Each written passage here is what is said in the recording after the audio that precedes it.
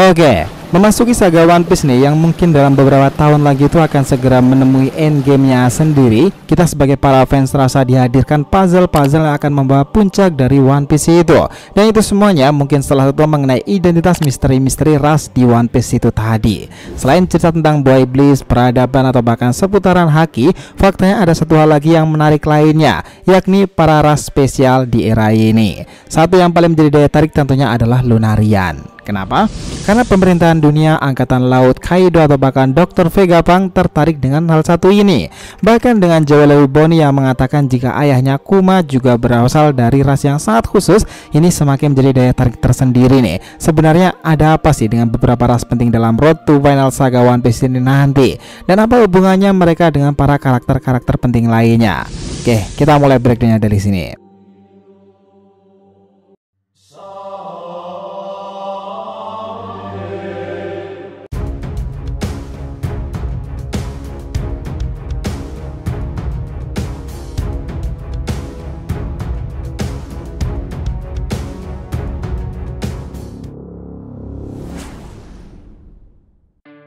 Yo nakama, DRTV Mediatif, welcome back again. Nah, kali ini kita akan bahas nih, ketika para ras spesial di akhir penghujung titik nadir One Piece itu, mereka memainkan peran besarnya tersendiri. Oke, biar nggak salah persepsi, silahkan simak sampai akhir ya. Jangan lupa klik lonceng subscribe-nya biar gak ketinggalan informasi lainnya dari DRTV. Follow juga nih Instagram dan TikTok DRTV Mediatif yang berisikan populer konten ASEAN pop culture lainnya. Ya, kita lanjut. Nah, dengarkan ini baik-baik. Sebelum masuk ke Lunarian yang terbaru nih, kita harus jelaskan lebih detail lagi. Ras sendiri dari dalam Hikayat Mahakarya One Piece memiliki peranan sangat krusial dalam perkembangannya. Bahkan ras ini telah ada sejak era kerajaan kuno sendiri. Kita sebutkan diantaranya. Pertama, ras manusia. Nah, inilah ras paling tinggi derajatnya dalam sejarah One Piece. Ras manusia memang memiliki paket yang sangat lengkap nih. Mereka yang dianggap mampu membuat sejarah-sejarah besar tanpa perlu diskriminasi. Goldie Roger, sang raja bajak laut, dianggap sebagai sang pembuat sejarah karena dia orang pertama dalam kelompoknya yang sampai ke Locktail dan menemukan One Piece.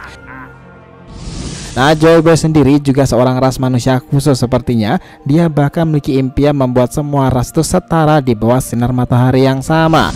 Tetapi ras inilah yang tak jarang nih membuat kerusakan besar dalam sejarah. Kedua, itu adalah ras manusia ikan.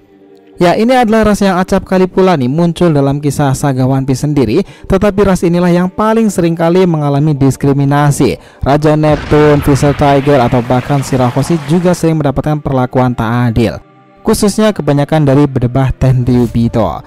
Nah, tetapi ras manusia ikan ini juga memiliki pengaruh yang sangat besar karena disinilah Poneglyph yang berisikan pesan permintaan maaf seseorang laki-laki dari Joy Boy itu yang berhubungan dengan Noah. Ras manusia ikan sendiri di kubu topi jerami juga ada sosok seperti Jinbe, sang nahkoda kapal. Ketiga, itu adalah ras manusia hewan. Nah, jika kalian lihat lagi nih, suku Ming dan juga Wano Kuni, ya itu banyak sekali menggambarkan ras manusia hewan yang kita bayangkan. Suku Ming sendiri pada dasarnya merupakan suku yang semuanya itu adalah hewan. Tetapi karena mereka itu memiliki kecerdasan seperti manusia, mereka dianggap ras yang sangat khusus. Mereka para suku Ming juga ampun berubah ke wujud liar mereka nih, yang dikenal sebagai sulong. Dan bahkan suku ini diyakini sudah ada di era kerajaan kuno di masa lalu, di mana mereka sendiri itu menempati daerah Zou, yang mana itu adalah sebuah gajah purbakala raksasa yang berjalan di lautan. Zunesa namanya, dan semuanya juga berhubungan dengan Wano Kuni. Keempat, itu adalah ras para kurcaci. Nah, jika kalian ingat lagi nih, kerajaan Dressrosa kala itu, di sana itu ada suku Tontata yang menjadi daya tarik karena berisikan para kurcaci. Nah, di masa lalu suku ini pernah dijadikan budak oleh keluarga Don Suihote, tetapi sempat dibebaskan oleh Raja Riko. Kini setelah Dressrosa itu bebas, suku ini sudah hidup makmur sepertinya. Dan kala itu yang kita ingat, suku ini sempat muncul bersama dengan Nico Robin. Kelima, itu adalah ras manusia langit. Jika kalian ingat lagi nih, di kejadian Skypiea kala itu, ya di awal-awal kisah One Piece sendiri, ternyata di langit sana itu ada matahari. Ya, ini nggak salah sih, maksudnya di langit ada matahari. Tetapi yang kita maksud di sini adalah bahwa di langit sendiri juga ada suku yang dikenal sebagai ras manusia langit. Konon ras ini memiliki sejarah panjang dan penting di era masa lalu, bahwa awal mulanya juga diketahui poneglyph sejarah di daerah tersebut. Nah, bisa jadi mereka ini terhubung dengan kerajaan kuno di masa lalu pula. Yang jadi pertanyaan itu adalah bagaimana mereka bisa sampai di sana dan berkembang biak. Nah dari sini ada yang sangat penting-penting lagi nih dan relate di momen sekarang.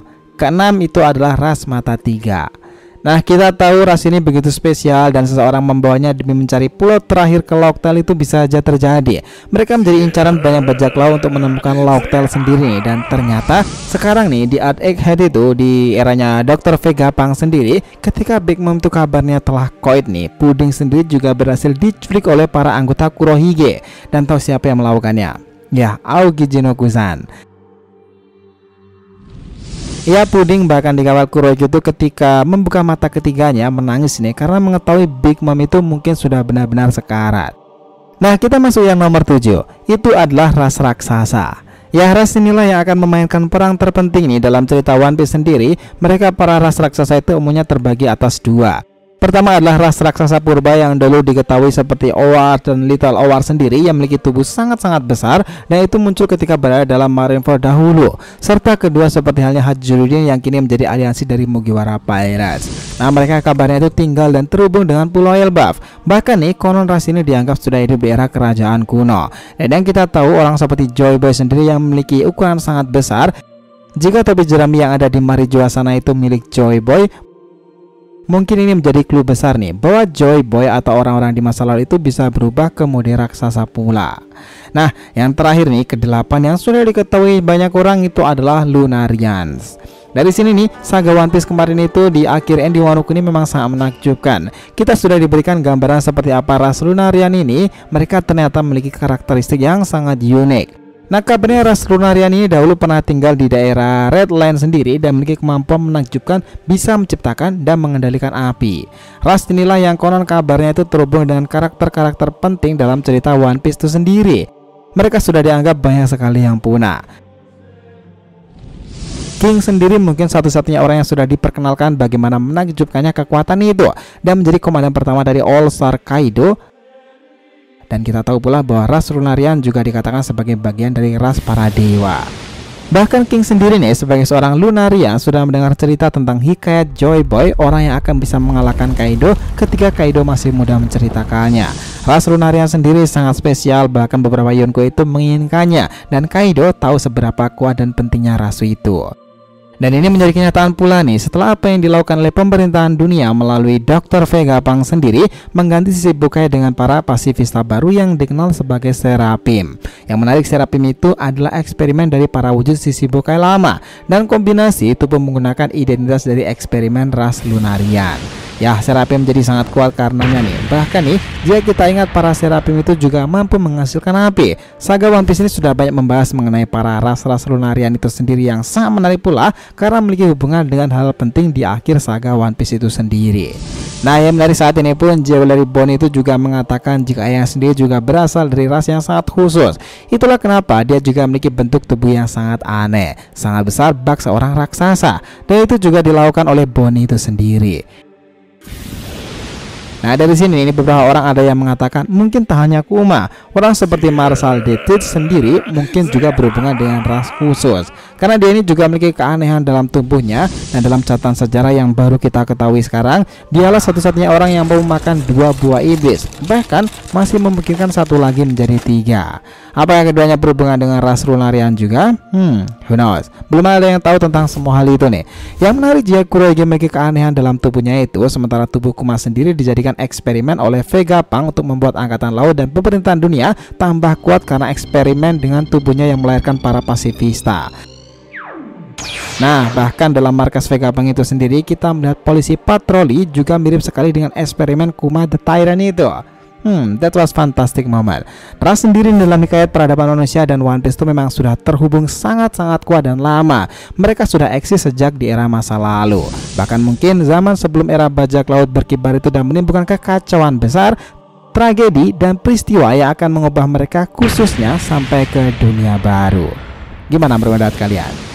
So itulah tadi pembahasan kita nih mengenai para ras khusus dalam akhir saga One Piece itu sendiri. Lunarian itu adalah salah satu yang paling menarik minat kita karena disitulah letak misteri-misteri besar masihlah disembunyikan. Jangan lupa share di kolom komentar dan subscribe channel ini. Semoga cerita itu memberikan informasi dalam tiap pembahasan animenya. Thank you telah menonton konten dari TV and will be come back.